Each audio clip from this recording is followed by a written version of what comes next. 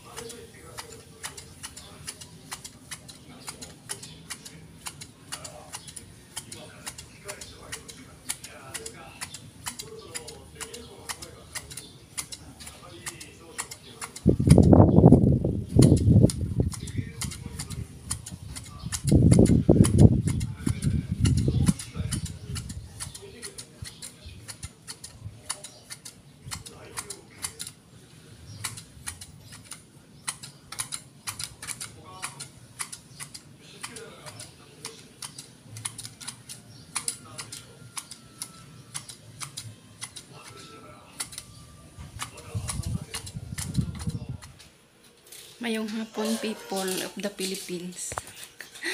So ko guys. Ay, dire.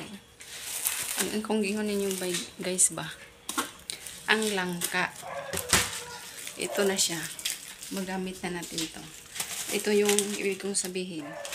Pag binalot-balot siya ng paisa-isa, ito lang.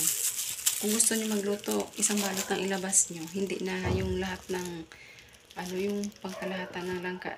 Tapos pag hindi nyo ubusin ng luto, ibalik sa fridge.